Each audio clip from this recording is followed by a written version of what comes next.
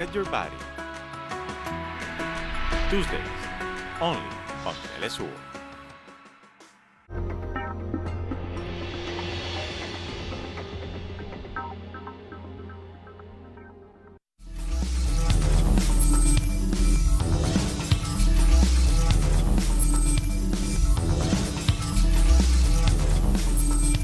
From the headquarters of Telesur English in Quito, Ecuador, this is From the South, and I'm Camila Escalante.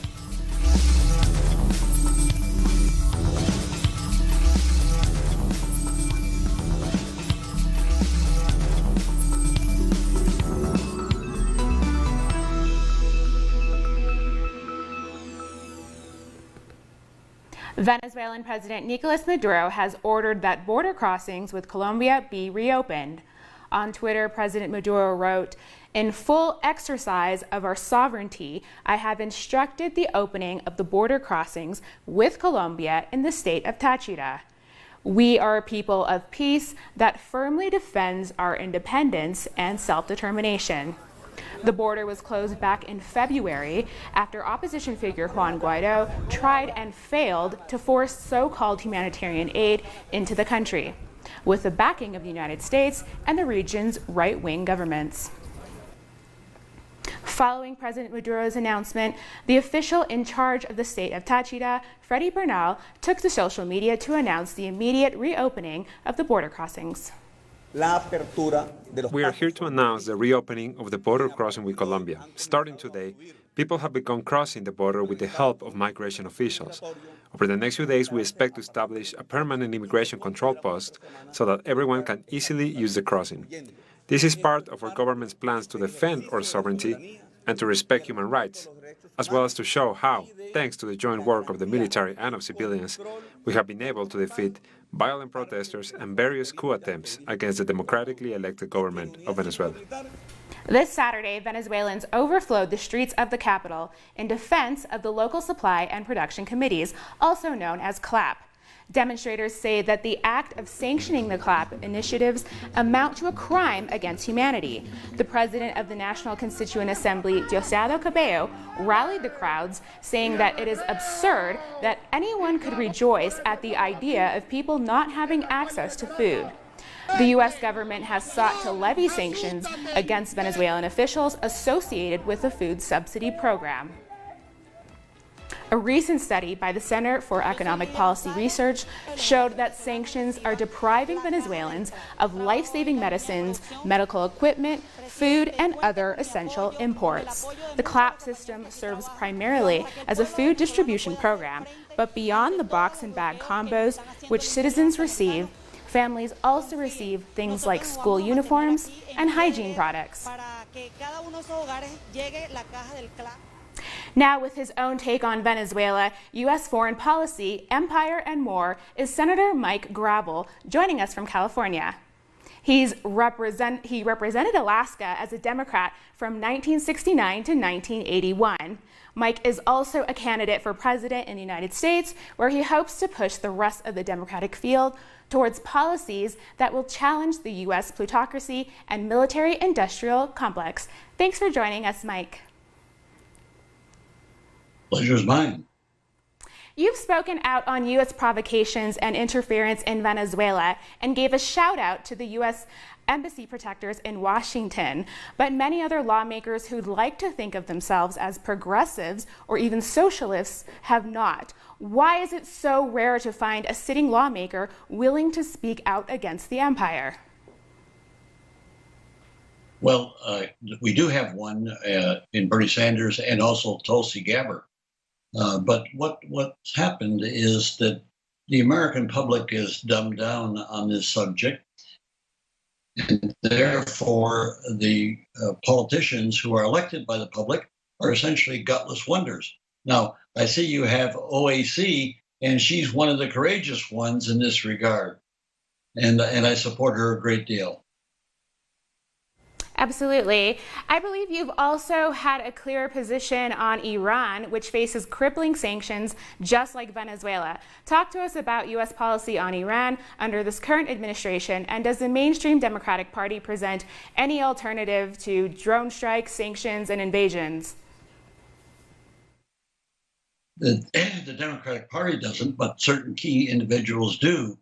And of course, I see Biden there on the picture. And of course, he's deja vu of the military-industrial complex. When you don't see politicians raise the issue of the military-industrial complex, you have to accept the fact that they are puppets of the military-industrial complex. And the puppeteer, of course, wants to take us to war in Iran, take us to war in Venezuela, take us to war in Cuba. They go against Russia and China. There's nobody that is a threat to the United States. This is all a myth to sustain the use of the military-industrial complex, robbing the treasury of the United States for profit and for weapons that will not be used. Absolutely. And anyone who follows you on social media may by now have seen that you have a bone to pick with Joe Biden. What has Biden done? What does his record say? His record says that he's very conservative as a Democrat. He talks a great deal about supporting the ordinary citizen, the working man, but he's not done anything legislatively in that regard. In fact, quite the opposite.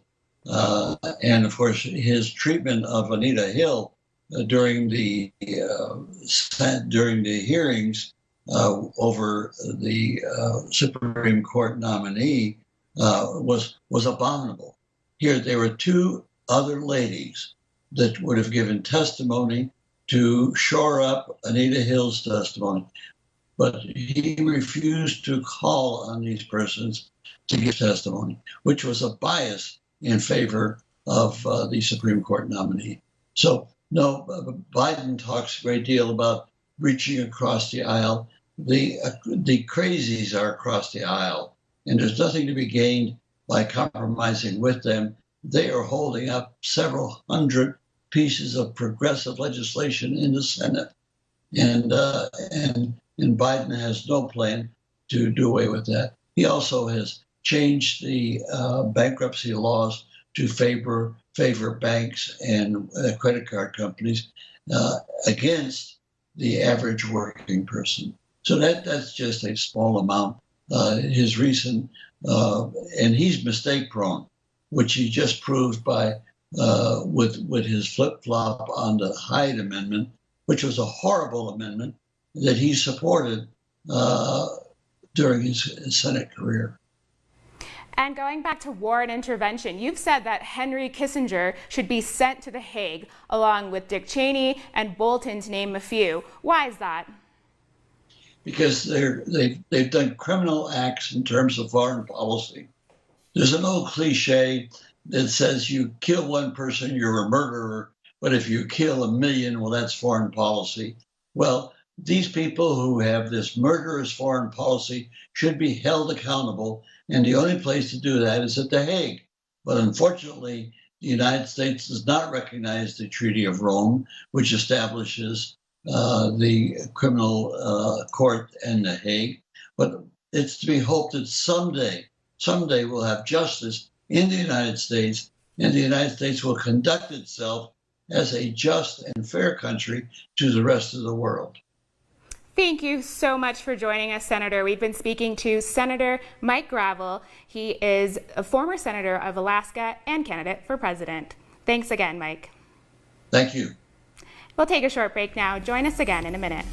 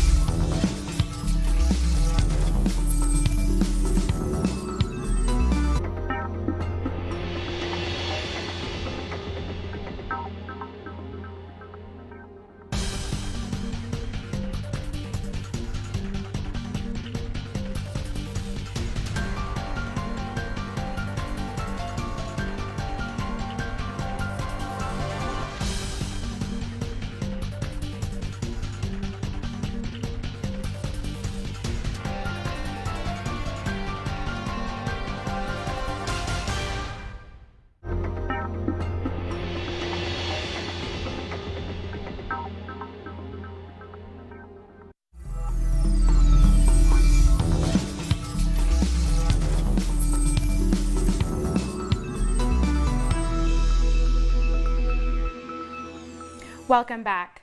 On Friday, St. Vincent and the Grenadines became the smallest nation to ever be elected to the United Nations Security Council. Prime Minister Dr. Ralph Gonsalves described the election of the multi-island nation of around 110,000 people as a historic occasion.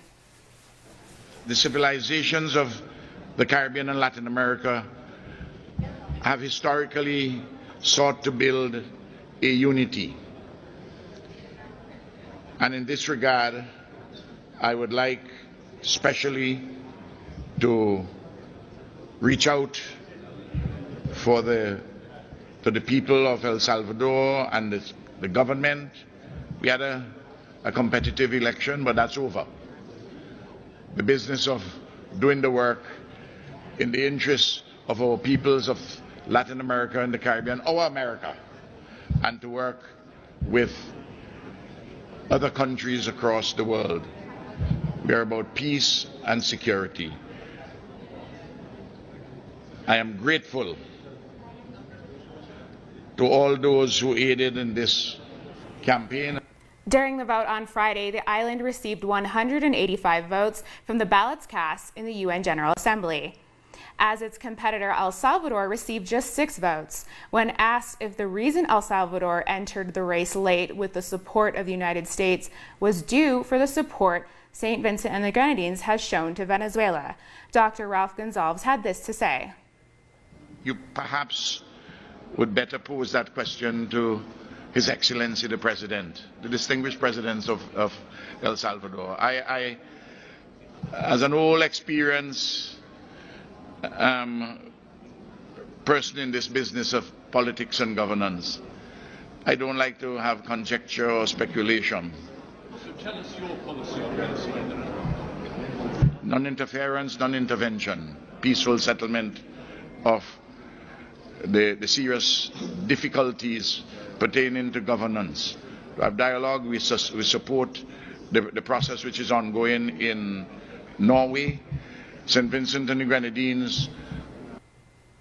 The government of Nicaragua declared 2 days of mourning and celebration for the life of Bismarck Martinez, a Sandinista who was kidnapped during last year's failed coup attempt by members of the opposition. Thousands of Nicaraguans gathered to say goodbye to Bismarck Martinez, who many are calling a martyr and a hero, after he was tortured and killed by the country's opposition. The legacy our comrade Bismarck leaves is that of determination and dignity, with the values that have allowed us, Sandinistas, to always triumph. We are always ready to face off any situation, no matter how difficult. As the sun set, President Daniel Ortega led a tribute to Bismarck Martinez, highlighting that Sandinistas will never seek retribution for these attacks, as they are only fighting for peace. We must value the blood that was shed by our people in the fight for peace. If we have hatred in our hearts, we will never achieve peace. After a year searching for his body, Bismarck's remains were found 45 kilometers outside the capital. Fellow Sandinistas came to offer their condolences to Bismarck's family. We are seeing that these crimes have not been condemned by those who call themselves Democrats.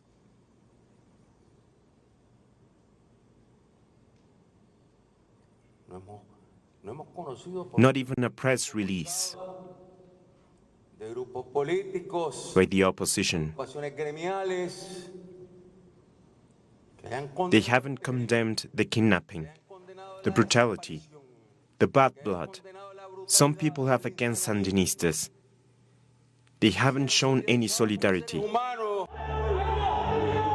On Thursday, municipal authorities posthumously awarded Bismarck Martinez the highest order of the city of Managua, as his memory will forever remain in the hearts and minds of those who fight for peace. On Friday, the president of Venezuela's National Constituent Assembly, Diosdado Cabello, made a working visit to Cuba, meeting with the first secretary of the Central Committee of the Communist Party of Cuba and Army General Raul Castro, along with President Miguel Diaz-Canel. The visit included other top Cuban officials as preparations were made for the 25th annual meeting of the Forum of Sao Paulo. It's set to take place in Caracas this coming July. First Secretary of the Communist Party Raul Castro reiterated Cuba's firm support for the Venezuelan people and for President Nicolas Maduro and the civic military union of the sister nation. Diosdado Cabello expressed Venezuela's support for Cuba amidst the resurgence of the U.S. blockade and thanked Cuban collaborators for their humanitarian work in Venezuela. 3 prominent opposition leaders in Sudan have been arrested by the ruling military council soon after both sides met with Ethiopia's prime minister. Opposition politician Mohamed Esmat was arrested on Friday, soon after his meeting with Ethiopian Prime Minister Abiy Ahmed, who arrived in Khartoum to mediate peace talks. Ismail Jalab and his spokesman, Barak Ardol, were detained early on Saturday. Before these events, protest leaders welcomed Ahmed's role as mediator, but demanded that certain conditions be met before talks can continue. The delegation from the Alliance for Freedom and Change put forward a number of basic requirements before entering into discussions about any specific details in the political process, including the following. Firstly, the recognition by the Transitional Military Council of their role in carrying out the crime that was committed. Meanwhile, soldiers have cleared barricades from the streets of Sudan's capital, Khartoum. This comes days after the country's military council launched a violent crackdown on a long-running sit-in protest outside the army complex. According to local sources, at least 100 people died throughout the country following the crackdown. Several African presidents have gathered in Gabon to commemorate the 10th anniversary of the death of former President Omar Bongo. Bongo, who led the country for 42 years, died of cardiac arrest in Spain at the age of 73. During his reign, Bongo sought to turn the densely forested nation of slightly under 2 million people into an oil emirate. His son, current President Ali Bongo, took office following his death in 2009.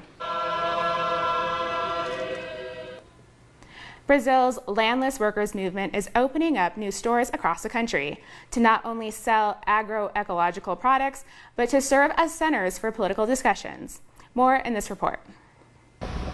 Just days ago, the Landless workers movement opened its first store in the northeast of Brazil, located in the historic center of Recife in the state of Pernambuco. This is the movement's 5th store in Brazil. They offer more than 130 organic products produced by farmers from different parts of the country. The store also has hundreds of books about conscious food consumption and universal progressive thinking. It's about offering non-transgenic, organic and agroecological food. We are offering the population the option of eating healthy food, which for Brazilians is difficult to achieve. We are one of the countries with the highest toxin levels in agriculture in the world. Researchers have said that each person in Brazil takes on approximately 7 liters of poison a year. According to reports, that poison is on our tables. This is also a place for debate. People come and speak against the new pension system reform and in favor of the freedom of Lula. These things are constantly being debated here in the store. The store is also a place to come together for political and ideological work. Organizers themselves say that this is a place that nurtures the body and the spirit of the militants of the MST. Its closeness to the emblematic places for political rallies and cultural events helps to bring together representatives of the left in Pernambuco. I think we're missing a place like this in Wake Up, a place to gather the militant so that people can discuss about the current political situation in Brazil. It is a place that is coherent with our way of thinking, because we're here drinking organic tea, buying organic fruits and vegetables, and meeting friends. This is a place where people feel the transformation process is already happening. We took the initiative and created a bicycle committee called Lula Libre. This is a group of people who go out and bike every Sunday and on holidays to campaign for Lula's immediate freedom, because we believe that his prison sentence is unfair, as no evidence was ever presented during his case. The objective of the MST stores is to provide society with access to the goods brought by agrarian reform, to awaken the consciousness and put a spotlight on the campesino struggle for land, to establish alliances between family farmers, settlements of the MST, and cooperatives, as well as offering organic food free of agrotoxins. We'll take a short break now. Join us again after this.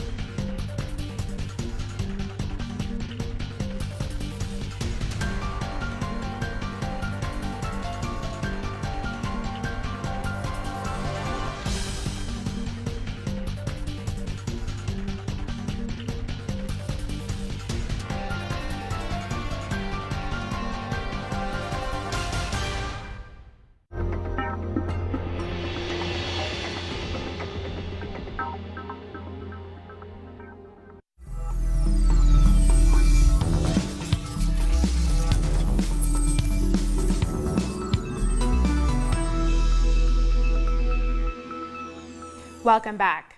U.S. President Donald Trump has announced that he's indefinitely suspended the implementation of tariffs on Mexican products. This comes after an agreement was reached between Mexican and U.S. officials who had been meeting for several days. According to the Mexican foreign minister, Mexico has agreed to increase efforts to curb migration to the U.S. border in order to avoid the tariffs.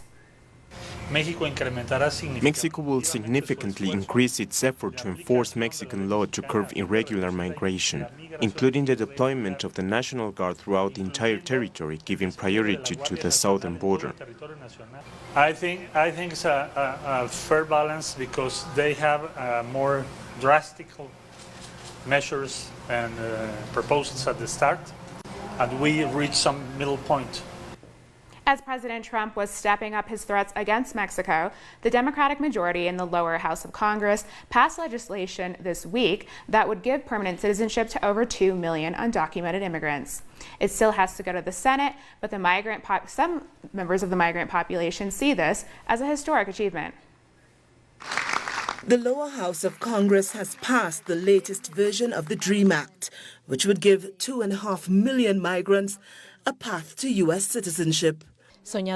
Dreamers should be allowed to continue contributing to the growth of our country and have the opportunity to become citizens because they are in every sense U.S. citizens. The Law of Development, Relief and Education for Alien Minors, DREAM, was passed on a final vote of 237 to 187, with 7 Republicans voting yes. This is a result of the hard work of mobilizers all around the country. This is a result of all the sacrifices the people who are standing here made. The law, though, is almost certain to die in the Republican-led Senate. But even if it is approved, the White House said on Monday that President Trump would veto the measure. The migrant community, however, will not be deterred. They vow to continue pushing for their demands to be heard, including calls to stop funding police forces in the border. We will keep fighting to stop Trump from giving more funds to ICE and BP, for Democrats and Republicans to stop giving more power to these institutions, and to stop the deaths we have seen in the borders the last days. We're not going to stop the fight. We know there are 11 millions of undocumented people in this country. Today we take a step forward, and we are never going to forget the demands of this community. But this growing debate surrounding migration policies in the U.S. does not end with the so-called Dreamers' Law. We need permanent residency to be able to provide for our children and ensure their well-being. There is much more behind this resurgence in migration policies under Trump. The situation involving foreign minors in the U.S. is in fact alarming. 6 children have lost their lives while in the custody of ICE. That's according to the country's Human Services and Health Department. So far this year, around 40,800 were taken into custody. In April alone, around 12,500 minors were detained in shelters. Additionally, Donald Trump's administration has cancelled English classes, recreational activities, and legal assistance for migrant minors who traveled alone. Protests have broken out in Albania as demonstrators demand early elections. This comes after the president canceled June 30th municipal elections, saying there was a need to reduce political tension in the country.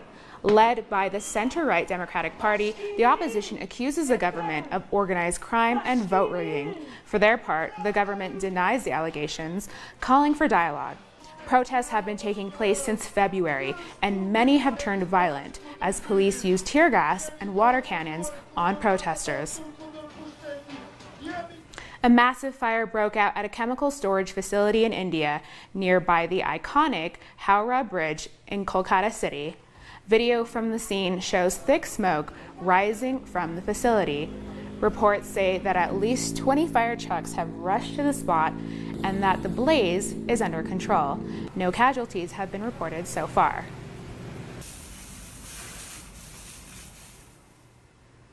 We continue with our coverage of the Cricket World Cup. England hammered Bangladesh by 106 runs in their match-off at Cardiff. The game saw England's Jason Roy being named man of the match after he hit 153. Joe Butler smashed 64 of 44 balls, but he was struggling with a hip problem during the innings. Bangladesh were nevertheless bowled out for 280, falling 106 runs short, with Jofra Archer and Ben Stokes both taking 3 wickets. With 2 wins from their 3 matches, England goes above Australia into second, but remains behind New Zealand, which is at the top of the table on 6 points. And the FIFA Women's World Cup in France has entered its second day. France dominated South Korea in the tournament's opening match on Friday, with the host country winning 4-0. 3 of those goals were scored before halftime. Apart from the big Group A opener, 3 matches were held today. Norway beat Nigeria 3-0 in the second Group A match. And Group B, Spain beat South Africa 3-1. Finally, Germany nudged out China in a 1-0 defeat. We've come to the end of this news brief.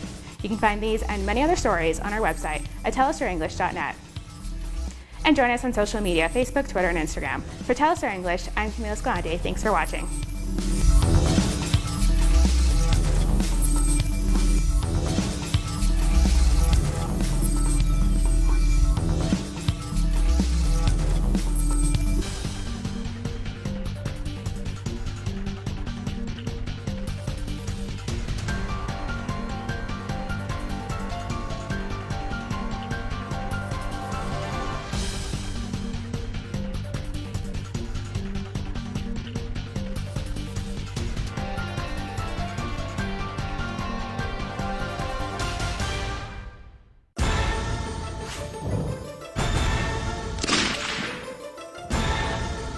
Who's moving the chess?